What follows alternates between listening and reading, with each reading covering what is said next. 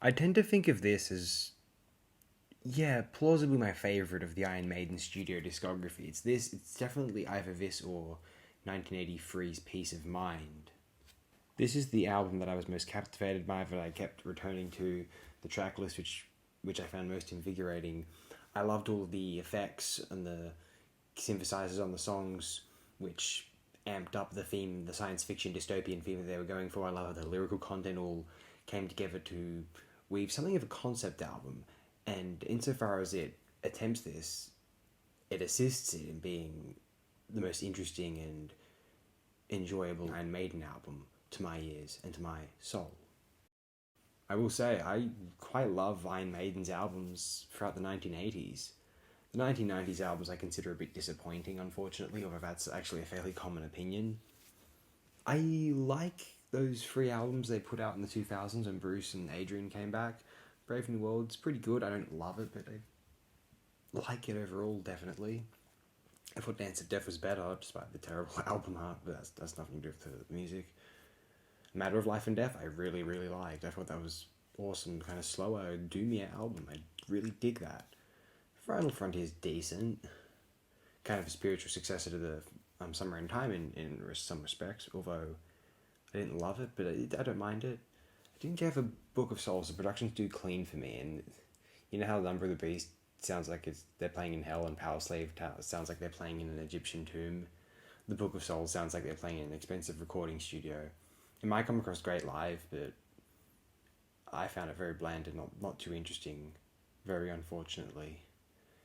Senjutsu I found a bit forced and obvious and just like contrived, and they just, hey, this is a cool, like, obvious kind of masturbatory concept. Let's just like force a double album, triple album, or whatever it is out of it. And yeah, I'm not a big fan of it, to be honest. I wish I was, but it's just not happening. Not even a 14-year-old me would like this, to be honest. I have to be frank here. But Summer in Time remains glorious. Remains my vital piece, this piece of mind, my favorite thing in the Iron Maiden discography. Just a blast. This album makes me love life, and as we go through the track list, let's explain why it does so. I think the opening track, Caught Somewhere in Time, is fantastic. I think Wasted Years is pretty good. Not one of my favourite Iron Maiden songs, but I like it okay. Very anthemic and chanty. Sea of Madness is fantastic. I think that's a Maiden highlight. Now, Heaven Can Wait is fine. It's not great. It's a bit corny for the choruses, as everyone knows. I think Loneliness as Long Distance Runner is rather brilliant as a Maiden track. Stranger in a Strange Land is one of my 5 favourite Maiden tunes. Deja-Vu is not that great, but it is what it is.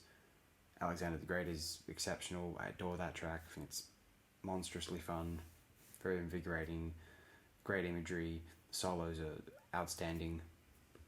Very great stuff. My favourite Maiden track list.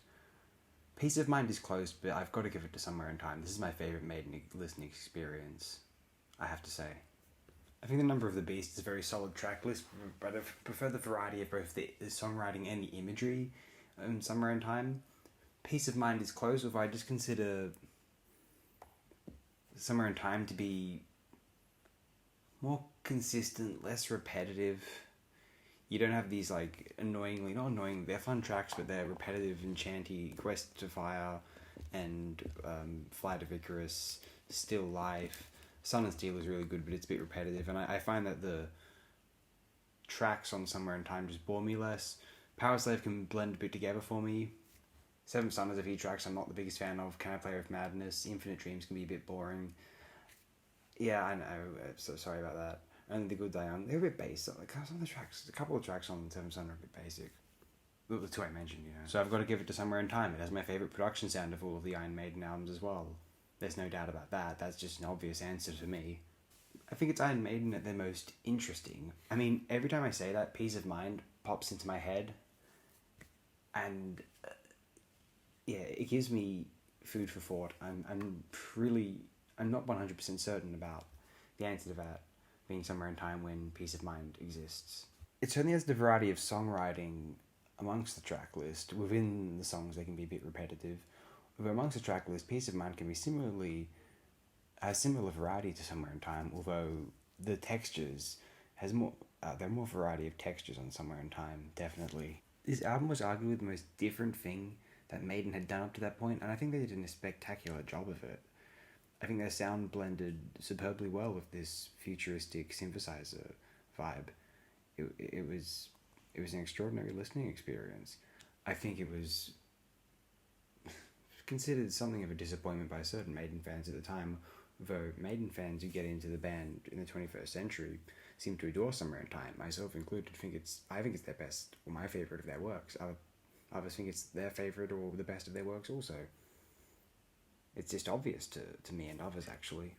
I have to say, if any album from the studio discography makes me proud to be a fan of Iron Maiden, it is 1986's Somewhere in Time. Absolutely.